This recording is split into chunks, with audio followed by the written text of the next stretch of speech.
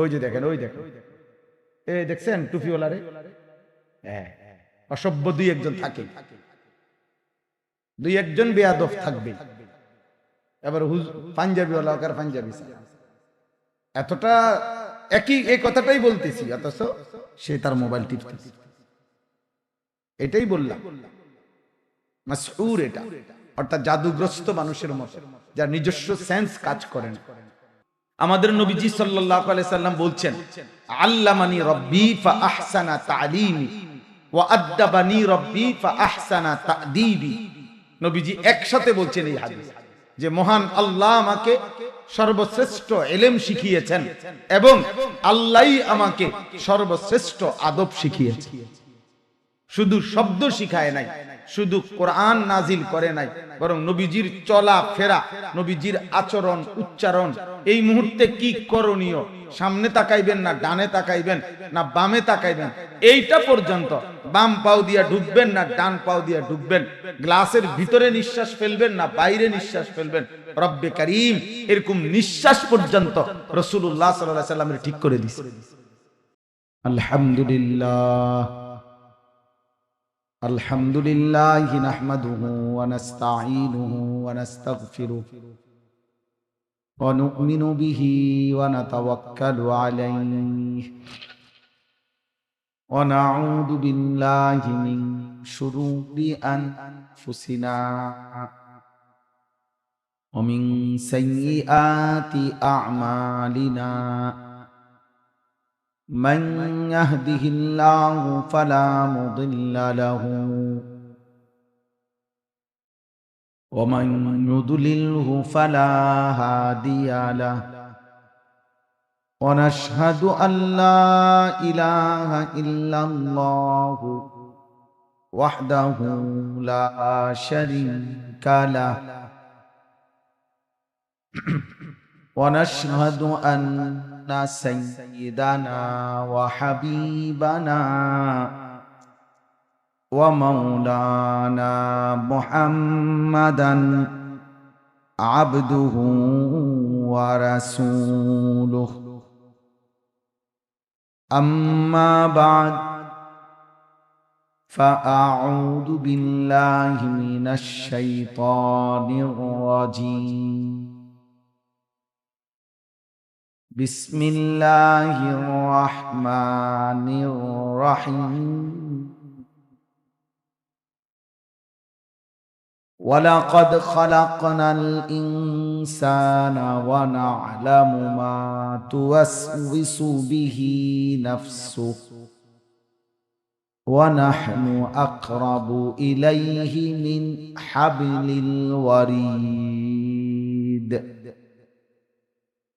إذ يتلقى المتلقيان عن اليمين وعن الشمال قعيد ما يلفظ من قول إلا لديه رقيب عتيد. وجاءت سكرة الموت بالحق ذلك ما كنت منه تحيد. صدق الله مولانا العظيم. وقال نبينا صلى الله عليه وسلم أكثروا ذكر هادم اللذات.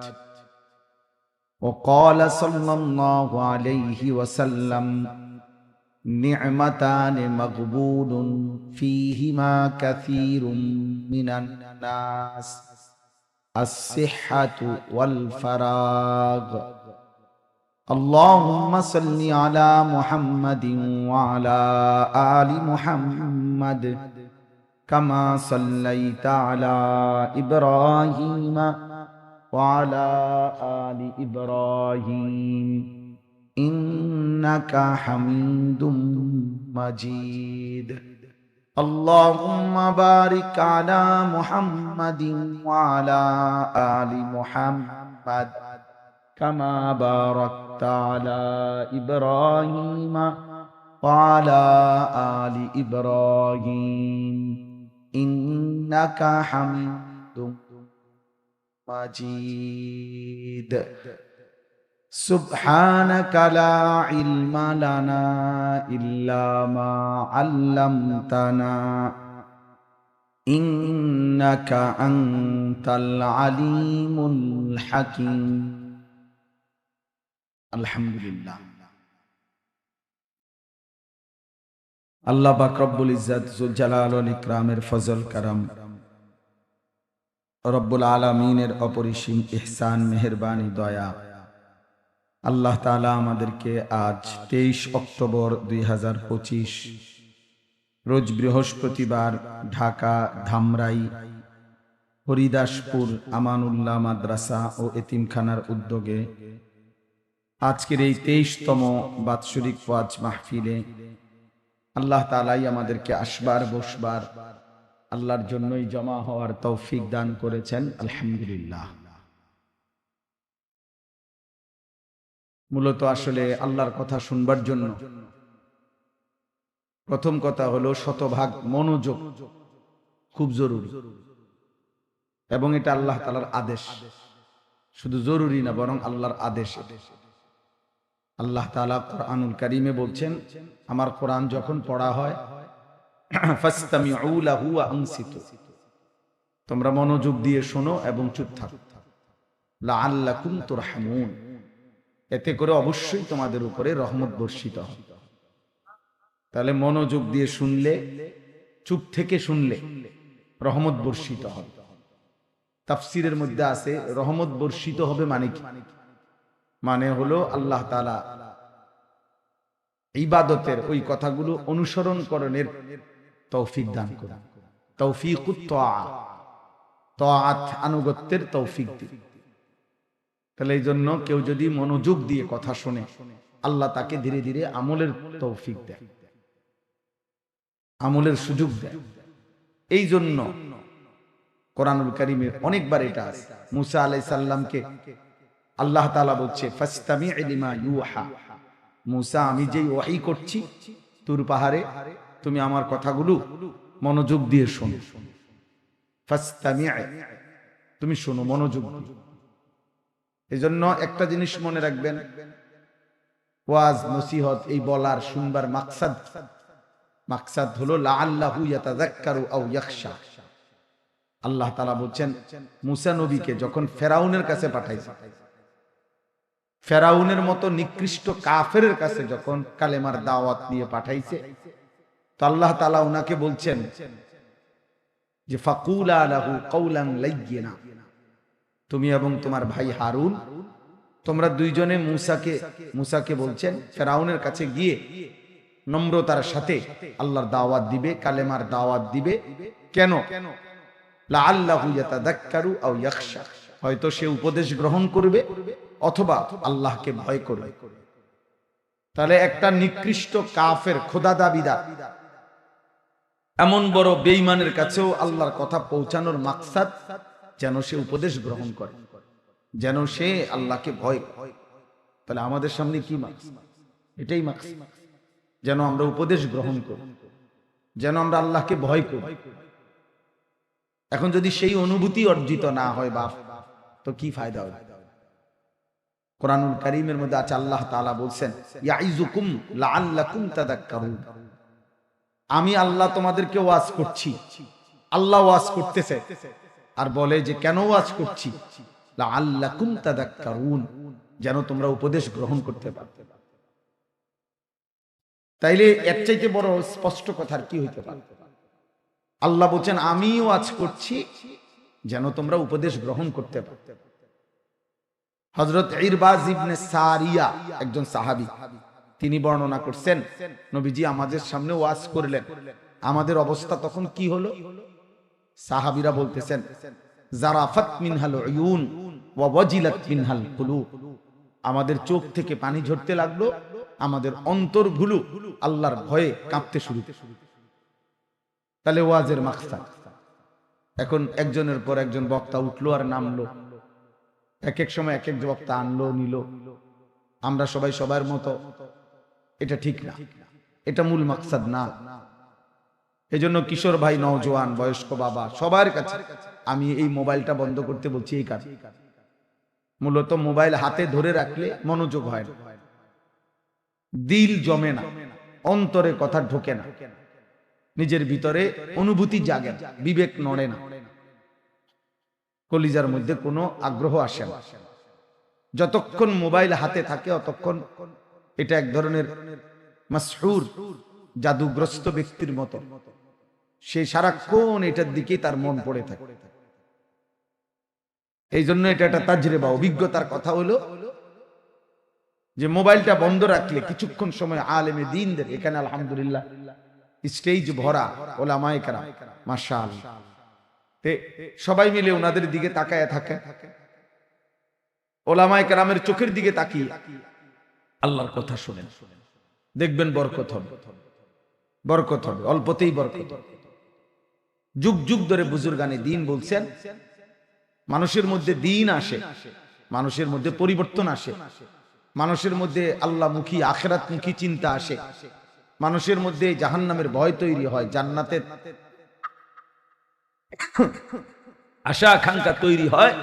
আল্লাহ ওয়ালাদের, হক্কানি, রব্বানি, মুত্তাকি, উলামা, আউলিয়াদের নজরের বরকত। दीन होता है बुजुर्गों की नजर से पाए। এই আল্লাহ ওয়ালাদের কাছে আসা যাওয়া, ওনাদের কাছে বসা, ওনাদের সংস্পর্শে দেখা, এর দ্বারাই জীবনে পরিবর্তন আসে, পরিবর্তন আসে। কারো সুর বালা, কারো তাল বালা, কারো চিৎকার বালা, কারো হুঙ্কার বালা, কেউ আস্তে কইলে ভালো লাগে, কেউ জোরে করে ভালো লাগে, কেউ কান্দে, কেউ হাসে। এগুলো আপনি যদি বিশ্লেষণ করেন বক্তার, যে আমি 10 জন বক্তার ব্যাপারে এই রিপোর্ট দিলাম, উনি হাসায়, উনি কান্দায়, ওনার সুর মাশাআল্লাহ সাংঘাতিক সুর, হ্যাঁ, উনি যে একটা চিৎকার মারে খুব ভালো লাগে, উনি যদি একটা হুঙ্কার মারে ভালো লাগে। তো এগুলো নিয়ে ওয়াজ আপনারা বুঝি বক্তার ইন্টারভিউ নিতে নিয়ে বসাইছে, কথা বলেন না, এটা কি ইন্টারভিউ বোর্ড নেই? তাহলে কার সুর বালা, কার তাল বালা, আপনি সুর দিয়া কিরবেন, তাল দিয়া কিরবেন, আপনি এগুলো দিয়ে করবেন কি? এজন্য এটা তো মাকসাদ, মাকসাদ তো হলো ইয়াতাযাক্কারু আও ইয়াখশা, উপদেশ গ্রহণ করা, আল্লাহকে ভয় করা। দিল যদি না নড়ে, কলিজার ভিতরে যদি অনুভূতি না আসে, নিজের পুরাতন হালাত থেকে সামান্যতম যদি এগিয়ে যাওয়ার আখিরাতের প্রেরণা না জাগে, দোস্ত তাইলে শুনলাম কি, বললাম কি,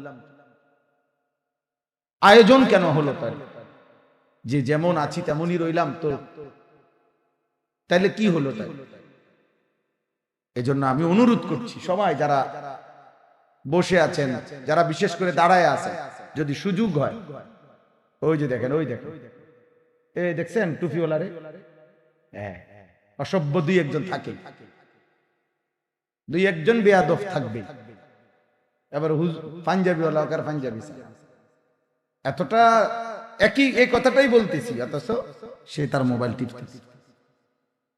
এটাই বললাম মাসহুর, এটা অর্থাৎ জাদুগ্রস্ত মানুষের মতো, যার নিজস্ব সেন্স কাজ করে না।